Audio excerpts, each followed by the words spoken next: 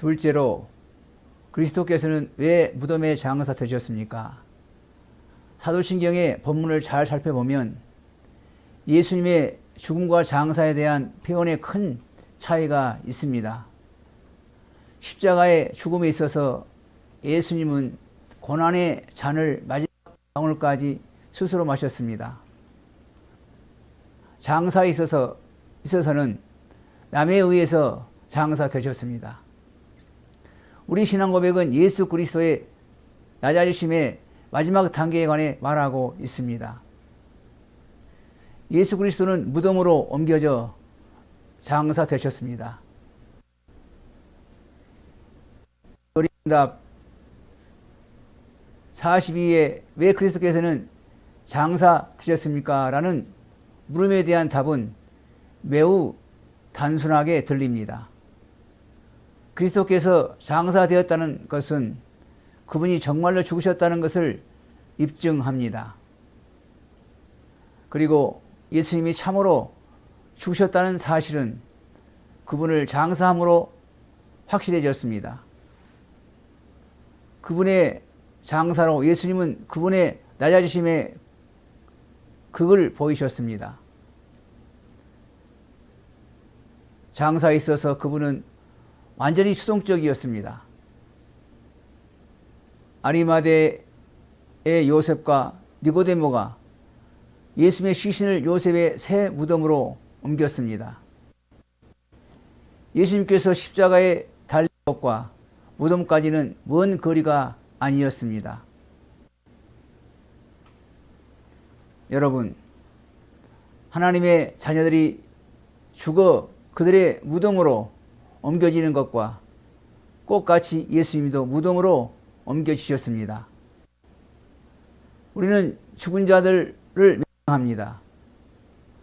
거기 굴욕이 있습니다. 죽은 자들은 더 이상 신자의 땅에 있지 않아야 합니다. 너희는 흑인이 흙으로 돌아가야 합니다. 이것이 원리적으로 하나님의 아들 예수님께서도 일어났습니다.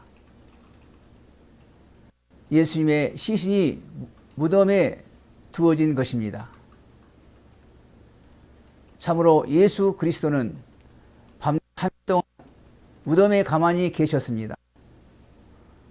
그것은 예수께서 일찍이 예언하신 말씀에 대한 성취였습니다. 마가복음 12장 41절에서 예수님께서는 요나가 밤낮 사흘 동안 큰 물고기 뱃속에 있었던 것 같이 인자도 밤낮 사흘 동안 땅속에 있으리라 라고 말씀하셨습니다. 그분은 마치 우리가 무덤에 장사되는 것 같이 장사되셨습니다. 그러나 그분은 무덤에 장사되므로 우리의 무덤을 성별해 주셨습니다. 우리 교리문답의 저자 우르시니수는 이렇게 말합니다. 이로 말미암아 우리의 무덤은 우리가 부활의 날까지 쉬는 곳이 되었다. 이 얼마나 놀라운 일입니까? 우리는 가끔 우리 사랑하는 분들의 무덤 옆에 가서 서게 됩니다. 무덤은 우리에게 말합니다. 너희는 흑인이 흙으로 돌아갈 것이다. 동시에 우리는 무덤 위에서 그리스도의 영광을 봅니다. 우리도 그리스도의 생명의 향기를 맡으며 죽은 신자들 묻습니다. 우리는 죽은 신자를 파멸에 내어주고 있지 않습니다. 우리는 살아서나 죽어서나 유일한 위로가 되신 주 안에서 그 죽음을 땅에 묻습니다. 여러분, 우리 신앙 고백은 문답 43에서 아직도 그리스도의 영광과 우리의 위로에 관하여 말하고 있습니다. 그리스도의 십자가에서의 희생과 죽음에서 우리가 더 나아가 받은 유익이 무엇입니까? 라는 매우 집요한 물음입니다. 이에 대한 답은 짧습니다. 그리스도의 죽음으로 말미암아 우리의 옛 본성이 그와 함께 십자가에 못 박히고 죽고 장사되므로 육신의 악한 소욕이 우리 안에서 더 이상 지배하지 못하게 되고 우리는 우리 자신을 감사 제물로 그에게 드리게 됩니다. 이 답은 사도 바울이 로마서 6장에서 우리의 세례와 그리스도의 죽음과 장사 지냄과의 사이에 불가분의 관계가 있음을 말한 것과 관계가 있습니다. 바울은 로마서 6장 3절로 4절에서 무릇 그리스도 예수 합하여 세례를 받은 우리는 그의 죽으심과 합하여 세례를 받은 줄을 알지 못하느냐. 그러므로 우리가 그의 죽으심과 합하여 세례를 받음으로 그와 함께 장사되었나니 이는 아버지의 영광으로 말미암아 그리스도를 죽은 자 가운데서 살리심과 같이 우리도 또한 새 생명 가운데서 행하게 하려 하심이니라 라고 합니다. 이어 6절에서 우리가 알거니와 우리 옛사람이 예수와 함께 십자가에 못 박혔다 라고 합니다. 우리가 세례에서 물을 지나게 되고 우리의 죄에서 깨끗함을 입은 것 같이 그리스도는 우리의 죄를 가지고 무덤에 들어가셨고 죄를 거기 영원히 묻으셨습니다. 우리 신앙 고백은 우리가 실제로 죄를 이길 수 있는 능력은 그리스도의 십자가와 죽음의 장사를 생각하는 데서 온다고 말하고 있습니다. 그리스도께서 나를 위해 십자가에 못 박히시고 죽으시고 장사되셨다면 내가 어떻게 죄 가운데 살 수 있습니까? 그럴 수 없습니다. 내 안에 있는 옛 본성은 나에 대한 지배력을 잃어버립니다. 이제 우리는 우리 자신을 감사의 제물로 그분께 드리게 됩니다. 여러분, 우리가 우리 자신을 감사의 제물로 드리고 살 능력을 어디에서 기를 수 있습니까? 십자가에 못 박히고 장사 되신 예수 그리스도와의 교제에 그 능력의 원천이 있습니다.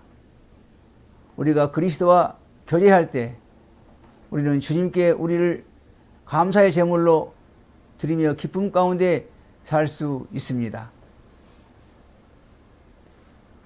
셋째, 왜 그분은 음부에 내려가셨는가? 이제 끝으로 왜 그리스도께서 음부에 내려가셨는가를 생각하게 됩니다. 음부에 내려가셨으며에 대한 물음은 약간 놀라움을 가지고 묻게 됩니다. 그분께서 음부에 내려가시는 것이 필요했습니까? 그분의 죽음과 장사로 그분의 낮아지심이 한계까지 왔습니다. 그런데 왜 그분께서 더욱 더 암흑한 음부의 자리까지 내려갔습니까? 그분께서 문자적으로 정말 음부에 내려가셨을까요? 우리는 여기서 교회 역사를 고려해야 합니다. 초대 그리스도 교회가 이것을 사도신경의 넷째 항목에 삽입했습니다. 예를 들면 베드로전서 3장 19절에서 20절에 그가 또한 영으로 가서 옥에 있는 영들에게 선포하니라. 그들은 전에 노아의 날 방주를 준비할 동안 하나님이 오래 참고 기다리실 때에 복종하지 아니하던 자들이라는 것을 말씀하고 있습니다. 그 때문에 음부에 내려가셨으며 하는 본문이 삽입되었습니다. 그러나 종교개혁 시대의 개혁자들은 이런 생각은 성경을 바로 읽고 본 것이 아닌 것으로 판단하고 거절해 왔습니다. 왜냐하면 성경에서 그리스도께서 실제로 죽으시고 장사하신 후에 음부에 내려가셨다는 말을 발견할 수 없기 때문입니다. 그 결과 이 부분을 교회 신경에서 제거해야 할 것인가 하는 어려운 문제에 당면했습니다. 그러나 개혁신앙을 가진 사람들은 그렇게 하지 않았습니다. 이것을 그대로 두고 초대 그리스도인들과의 일치점을 찾았습니다. 즉 그리스도께서 실제로 음부에 내려가시지는 않았지만 그분께서 십자가 위에서 지옥의 고통을 당하셨다는 것입니다. 그분은 사탄의 도전 속에서 그 고통을 견디어 내셨습니다. 우리는 종종 그리스도께서 신자가 위에서 우리를 위해 영원한 죽음의 고통을 당하셨다고 말합니다. 그것이 바로 음부의 고통이었습니다. 십자가 위에서 그리스도는 참으로 지옥의 고통 그 이상의 고통을 당하셨던 것입니다. 문답 44의 답은 우리 구주의 고통을 한 번 더 우리 마음속에 기억하게 합니다. 나의 큰 슬픔과 시험 중에서 나는 주 예수 그리스도께서 그의 말할 수 없는 고통에 의해 나를 지옥의 고통과 고뇌로부터 구원하셨다는 확신을 갖게 되고 위로를 받습니다. 여러분, 왜 그리스도께서 십자가 위에서 죽으셨습니까? 왜 그분께서 무덤에 장사되셨습니까? 왜 그분께서 음부의 무서운 고통을 당하셨습니까? 오직 하나의 대답만이 있을 뿐입니다. 내가 살아서나 죽어서나 그리스도로 말미암아 영원한 죽음에서 구원을 받는 유로 가운데 살게 하기 위해서입니다. 구주 예수 그리스도를 언제나 믿고 의지하십시오. 살아서나 죽어서나 그분은 우리의 유일한 위로이십니다. 아멘. 들어주셔서 감사합니다.